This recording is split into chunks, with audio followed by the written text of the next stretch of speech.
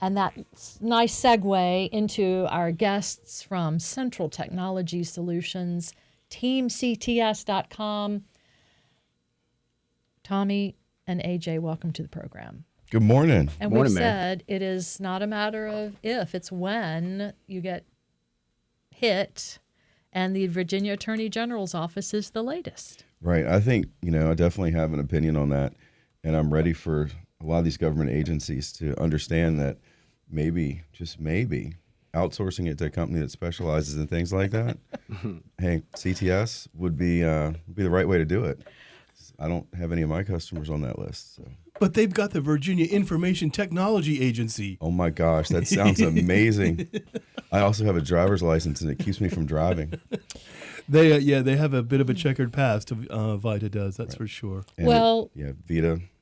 This is the agency that provides legal services to the Commonwealth's agencies, boards, commissions, colleges, and universities, works with law enforcement throughout the state. It's the state's attorney. It's the state's attorney. Mm-hmm. We typically talk to him once a month, and we were supposed to talk to him yesterday, but they canceled because of this. And they didn't. I just couldn't get any response out of them because they have no email. But when we talked to them, we were going to say, Jason, you need to go with Team CTS. That's exactly right. That's it. I'm waiting to get a call from Trump to step in and help. It seems like he wants to bring in, people to help. But, that it's a very serious thing. And I watch, Bitcoin's going to go up. All that stuff's going to hit the dark web, and you'll see it.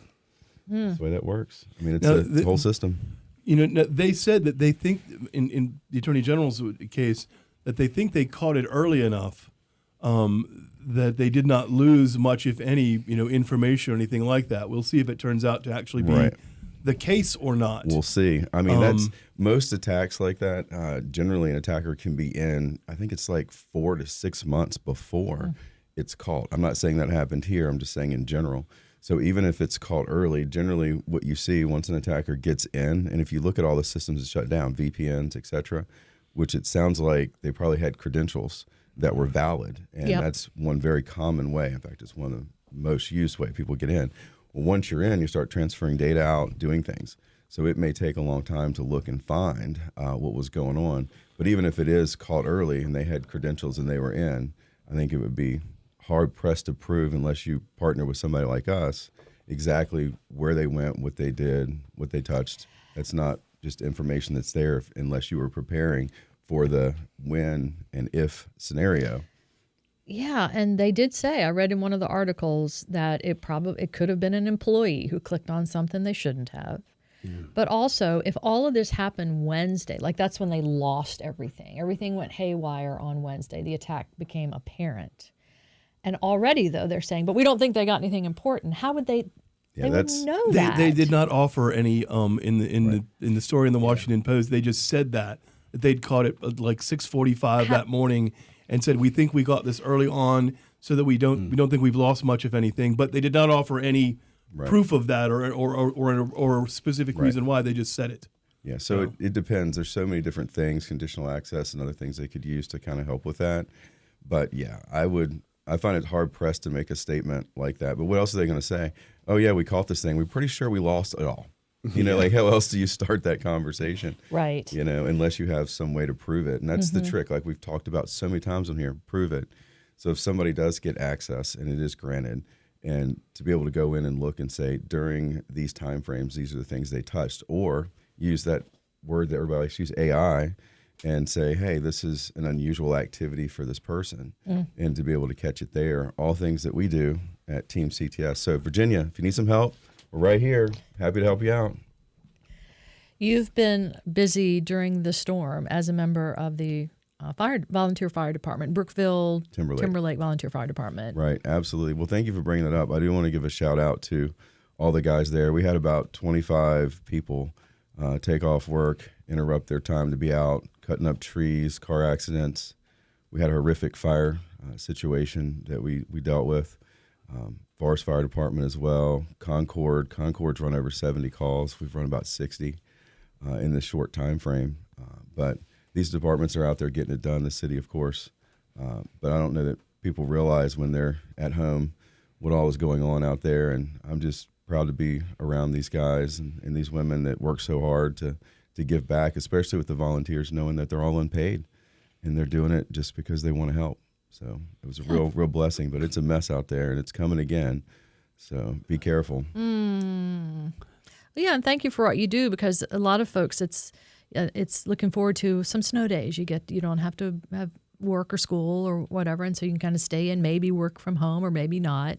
But there are folks in certain industries where they're expected to be at work, healthcare among them. But then you guys are doing it, and you're volunteer. So a special thanks for everything. Just tell people to remember, when you get that letter in the mail, even if it's $20, it does help. I mean, there's no way that you could do it without those donations. Nobody's getting paychecks. All that goes to tools and equipment and gas and chainsaws and stuff like that. So again, we're happy to do it. Keep people going. Keep everybody safe. I know AJ's like ready for me to just go ahead and do that full time, so I'll be out of his hair when I'm at work because I'm not there for the last 2 days. No, yeah, but better you out there than me. I'll handle the business side. You can go cut the trees and put out the fires. Deal. AJ will call Tommy and say, "Hey, there's a fire by my house," and Tommy comes half to the put time it I out. see him ripping through my neighborhood, saving the day with his cape. So it's cool. It's definitely cool to have people like that. You don't see a lot of people like that in business either. Those people tend to like to stay in the warm comfort of their own home. And here it is, getting a call. A call coming in. I am so sorry. No rest for the weary here. I was just going to talk back up a little bit on the Attorney General thing. You are right, Brian. I did my own research as well, and they're not really. There's a lot of speculation, right? Not a lot of data supporting some of their statements. Yeah, I'm still looking back at it, and here's the exact quote. Officials have high confidence they caught the attack in its early stages and that any potential damage, such as data leaks, will be minimal. And that is according to, it's probably Sean Kenny, but he's speaking on condition of anonymity. But there's no, in that, from the Post, the AP, whatever it is, there's no saying, here's why we think that, other than here's our evidence for it. Yeah. I think what I like about these situations is it typically gets the public eye, because it's so publicized at this point. I think one of the big things, and if you look at one of the interviews they did on that, they were talking about password reuse. That seems to be the stickler here. And, statistics say, 60% of people reuse passwords on multiple sites and 13% on all. And I get it. There's the simplicity behind using the same password, but it is so unsecure. And one of the things we do at CTS is, there's password managers and utilizing them so that you take the hard work out of passwords. It kind of does the work for you. That's probably one of the, in my opinion, one huge factor that could cut down in the potential of you having a cyber attack. So I just caution everyone, I know writing a password down on a sticky note or, wherever you keep them is not the best. So look into something like that because, again, it's speculation. We're not sure how this particular breach happened, but, it's pretty common for people to reuse same passwords. And to Tommy's point, when incidents like this happen, it doesn't mean like there's going to be remnants of this coming months later. Like they could have stole credentials and now they're going to go through all the different tries of different accounts, bank accounts, whatever. And, they may get lucky. They may hit. I think what would be lucky for them is if this turns out to be politically motivated rather than anything else, because it is just the Attorney General's office as far as state agencies go. And at least as of yet, no one's come up and said, hey, we want, 10,000 Bitcoin, or we're going to put this up on the dark web. I don't know if they will luck out like that or not. We're speaking with Jim Messier, Arthur's Jewelry in the saw heart of Centertown, Bedford. Great ideas for value. Okay, there we go. Stop that. I don't know. Valentine's Day is What important. was that? It's important. I don't want to go on here and talk about Kristen anymore. We were talking about the importance of changing your passwords and not clicking on links that you shouldn't. And now we're talking about the importance of Valentine's Day. And it's important. It's just as important to show the one you love on Valentine's Day, like Tommy did with Kristen. I love Do you, you have Biscuit. that commercial? I love you, Biscuit. I'm watching you. So, Tommy, your commercial for Kristen, your wife, can we play it, Brian? Can you pull that up? So I want to point out it's a CTS commercial reminding people about the importance of taking a day and reaching out to the people you love and letting them know how important you are, or they are to you. So, I also had a lot of feedback on that one. It's usually two things. Thanks, man. I was riding in the car, and now my wife's looking at me like I haven't done anything for her in the last 30 years. Or what did you do that was so bad that you had to go on the radio? Yeah, I led with that one. What did you do, Tommy? The doghouse. Right. But not anymore. It's a great commercial. And then we also have, let's see, Tommy Parmiter was mad that you kind of beat him to the punch. He has a good name, though. I have a saw for that. I have a saw for that, Yeah. right? Just, hey, Tommy, if you're out there, I love the name, since we share that. And I do have a saw for that as well. He said he'll see your commercial and raise you an entire segment because he talked about his wife during his segment with us on Wednesday. Nice. Challenge accepted. Maybe we should do one together. There you go. And then Mark, Energizer, said that his goal tonight, he's going to try to recite the commercial to his wife this morning without saying the name Kristen. He's going to put his own wife's name in there instead of Kristen. That would be an important thing to do. Yeah. And not make that mistake. That's true. Don't say someone else's Don't say somebody name. else's name. Do you have the commercial? Do you have the number for it, the cart number or anything? We'll get it from Biscuit. I don't have time to look So it what up. you want me to do is recite it right now? Like Yeah. word for word? You want to say it? I could, but I don't want to get in trouble again. So AJ, Tommy has set the bar high. What are you doing for Mrs. AJ?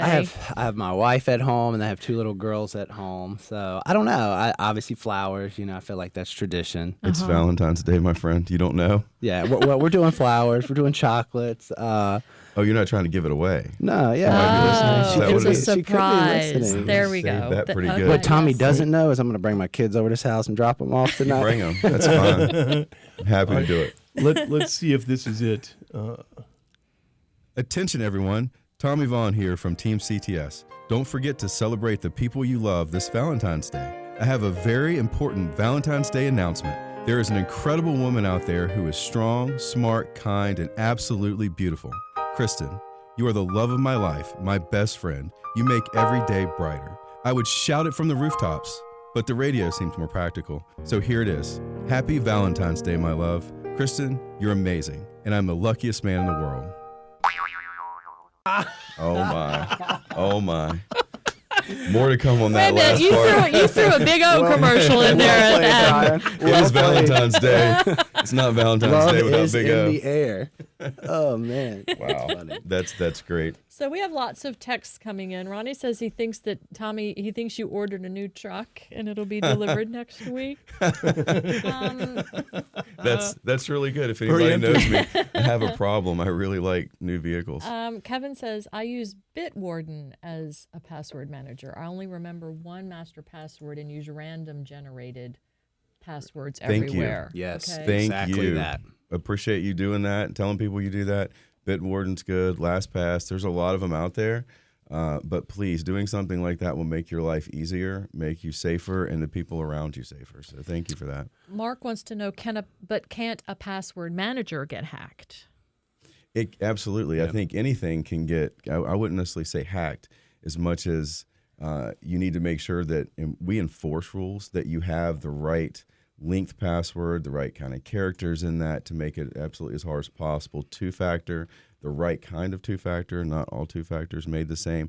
But if you ultra secure the one password, it's a lot better chance that you won't lose anything than trying to do that with every single account. And we live in a world where we're lazy and we DoorDash everything and we don't want to take time and passwords get in the way. So password managers help with that because you do have to balance security and operations as well. We have a couple people who are wondering, do you think that all of the like Doge stuff looking into various government agencies could have had anything to do with the Attorney General of Virginia here? So my initial thought process on this whole thing with the Attorney General, I have a different thought process on Doge. I think it's great. I love what they're doing and bringing it out where this money's going. So I will tell you that I do appreciate the administration for what they're doing there. But to go back to this attack, I feel like my initial, because like you said earlier, nothing's come out, nobody's claimed it and said we're doing this. I think it was somebody's, and this is my initial thought. I don't have the data. I've not been asked to, although I would be happy to be involved if they reached out. But I think somebody got credentials. Somebody got logged in and started to do whatever they needed to do, and they caught it and they ended it. And now it's a matter of investigating what happened. I feel like if it was politically motivated, they would have led with that as soon as the attacker got kicked out.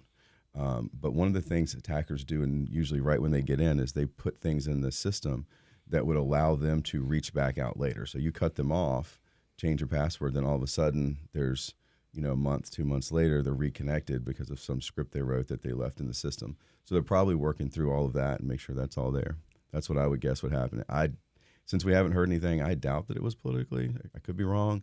I feel like it was more disruptive since they're not asking for money. Do you're talking about Doge.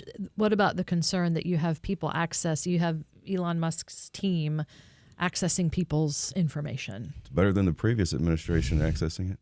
I mean, if you think about it, somebody like him, he's got $400 billion. Like, he's not trying to steal your money. He doesn't care. He's trying to help, and so is the rest of the crew. You got to think how many organizations have access to your data, especially the ones that let it leak right on out. So I think it's a good thing. I think the motivation there, and even you look at President Trump, like him or not, donating his salary, all the previous presidents are worth more when they get out of the office, where it's hurt him more than helped him on that side of things. I don't know about that. He's making a lot of money off being president. Yeah, well, it is true, but you ever heard of the president donating their salary? He's never had presidents worth $3 billion before, but I mean, just since he's been elected, he's made tens. He's not doing it for the money is the point, right? Like him or not. Mm-hmm. I feel like he would probably less headache. I mean, gosh. But anyway, that's a different conversation. Doge, I do think, is good. I like to know where our money's being spent. I have to be careful. I can't borrow incessantly and not have a plan to pay it back, or I'd be out of business. So the fact that we're trying to balance that and get rid of spending on some of these ridiculous things, I'm all for. 7:53 on the morning line. Tommy and AJ, thank you both so much. Happy Valentine's Day. Happy Valentine's Day. And also, again, thank you to all those fire departments, my friends out there, Lindan, Concord, Brookville Forest. All of you guys are killing it. Thank you. Coming up on 7:58, welcome back to the Morning Line. Wrapping up hour 2, and Tommy and AJ from Team CTS are here for the final couple of minutes of this segment to talk about, unfortunately, tax time. And AJ, this is people have to watch out for cyber scams. Yeah, I think it goes back to kind of what I was previously talking about. I think, I think it said something around over 90% of people file their taxes online. So you got to think about the amount of data that's out there and what's on that data. So we're talking about social security numbers, we're talking about addresses, names, etc. So it's PII, right? Personal identifiable information. And so I think it's just a good time to remind everybody why, not reusing passwords is key, because as most people do, they use the same email for their, call it, tax software as they do their Gmail, right? So then you're just opening yourself up to a lot more risk there. So I just want to remind everybody, pay attention. If you get an email that you weren't expecting from the IRS or a text, it's probably not the IRS. I don't think that's how they're probably going to text you. So I just want to caution everyone to stay safe around this time of year. So when you're handling all those documents involving your information and your money. Yeah, I know everyone's pushed, they want to get their tax refunds, but, fast and loose is not where you want to play this one. Team CTS, thanks so much. Oh, and Big O came in and has a Valentine's wish. Hey, listeners, everyone have a happy Valentine's Day. And Biscuit, I'm still watching you, buddy. Not creepy at all. Not in the slightest. Not at all.